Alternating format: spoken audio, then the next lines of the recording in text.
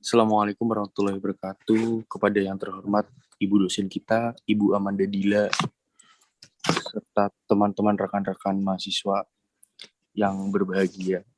Di sini kami selaku kelompok I ingin mempersembahkan presentasi tentang perubahan dan inovasi organisasi.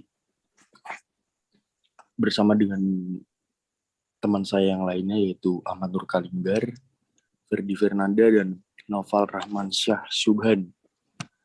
Untuk slide selanjutnya bisa dibacakan oleh Noval.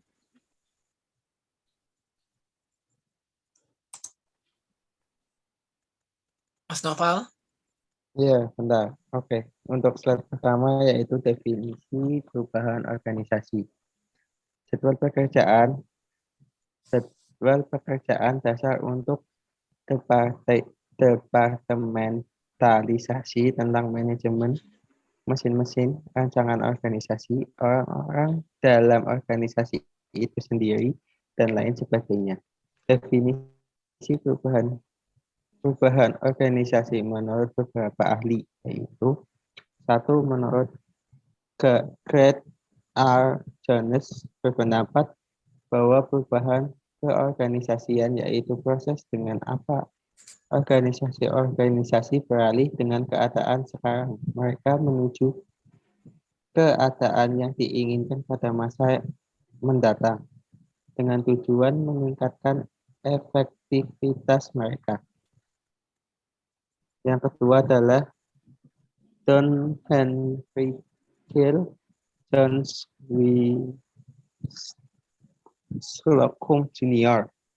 menyatakan bahwa perubahan keorganisasian yang direncanakan adalah upaya yang diarahkan kepada tujuan tertentu yang dilakukan suatu organisasi untuk mempengaruhi kondisi status sendiri atau status organisasi lainnya. Untuk slide kedua, silakan Mas Kalingga. Oke, dorongan terhadap perubahan. Alasan utama dari masalah yang seringkali dihadapi organisasi adalah kegagalan untuk mengantisipasi atau merespon perubahan secara tepat. Dorongan eksternal terhadap perubahan berasal dari lingkungan umum organisasi. Misalnya, pesaing antar perusahaan mempengaruhi suatu organisasi melalui struktur, harga, dan jalur produk.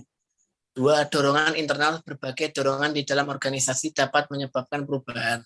Jika manajer puncak merevisi strategi organisasi, mungkin akan menghasilkan perubahan organisasi. Untuk slide selanjutnya bisa dibaca oleh Mas Ferdi. Sumber dan tujuan perubahan organisasi. Sumber perubahan lingkungan di luar organisasi, perubahan tujuan, teknologi, perubahan manajerial, perubahan struktural, perubahan psikososial. Tujuan perubahan, menyediakan diri dengan lingkungan eksternal, melakukan modifikasi pola perilaku individu atau kelompok dalam organisasi. Slide selanjutnya akan dibacakan oleh Noval.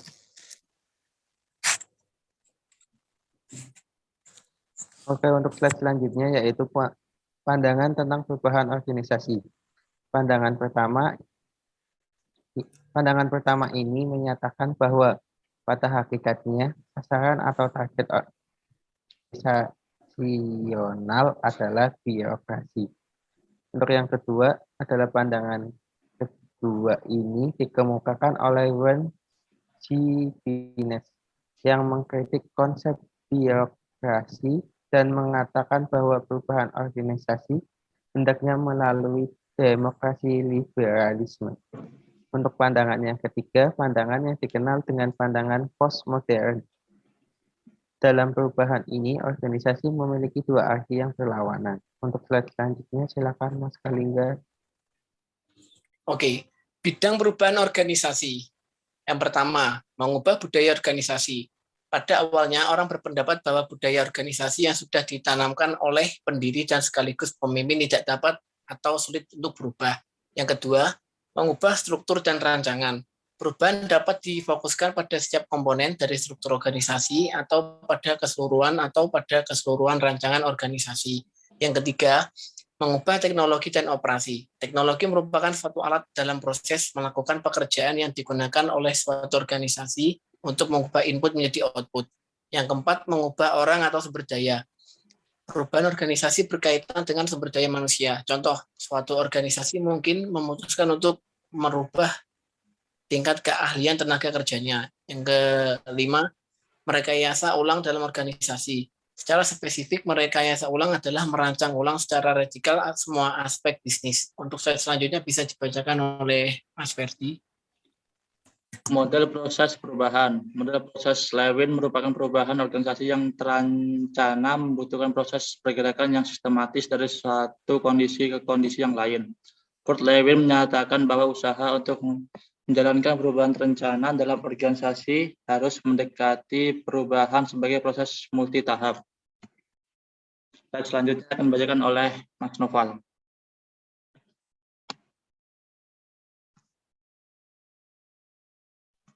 Untuk slide selanjutnya yaitu pengertian inovasi organisasi.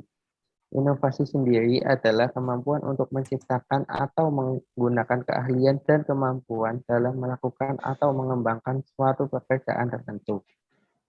Inovasi memerlukan kekuatan imajinasi dalam menghadapi masalah-masalah. Inovasi merupakan memikirkan dan melakukan sesuatu yang baru yang menambah atau menciptakan nilai-nilai manfaat sosial maupun ekonomi. Untuk slide selanjutnya, silakan Mas Kaliga. Oke, proses inovasi organisasi. Yang pertama, pengembangan inovasi. Pengembangan inovasi meliputi evaluasi, modifikasi, dan peningkatan ide-ide kreatif. Yang kedua, penerapan inovasi adalah suatu tahap di mana suatu organisasi mengambil suatu ide yang dikembangkan dan menggunakannya dalam rancangan, manufaktur, dan pengantar produk, jasa, atau proses baru. Yang ketiga, peluncuran atau aplikasi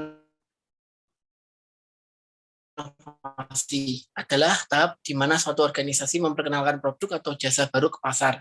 Yang keempat, peluncuran atau aplikasi inovasi adalah tahap di mana suatu organisasi memperkenalkan produk atau jasa baru ke pasar. Yang kelima, kematangan inovasi. Kematangan inovasi adalah tahap di mana sebagian besar organisasi dalam suatu industri memiliki akses terhadap suatu inovasi dan menerapkannya dengan cara yang kurang lebih sama. Yang keenam, penurunan inovasi. Penurunan inovasi adalah tahap di mana permintaan untuk suatu inovasi menurun dan inovasi pengganti dikembangkan dan diterapkan. Untuk slide selanjutnya bisa dibaca Mas Ferdi. Inovasi radikal dan inovasi bertahap. Inovasi radikal adalah produk, jasa, atau teknologi baru yang dikembangkan oleh suatu organisasi yang sepenuhnya mengganti produk, jasa, atau teknologi yang ada dalam satu industri. Inovasi teknikal dan inovasi manajerial. Inovasi teknikal adalah perubahan dalam penampilan fisik atau kinerja dari suatu produk atau jasa, atau proses fisik di mana suatu produk atau jasa dibuat. Inovasi produk dan inovasi proses. Inovasi produk adalah perubahan dalam karakteristik atau kinerja dari produk atau jasa yang ada atau penciptaan dari produk atau jasa yang sama sekali baru. Dan dari kelompok kami, terima kasih. Sekian, terima kasih. Wassalamualaikum warahmatullahi wabarakatuh. Waalaikumsalam warahmatullahi wabarakatuh.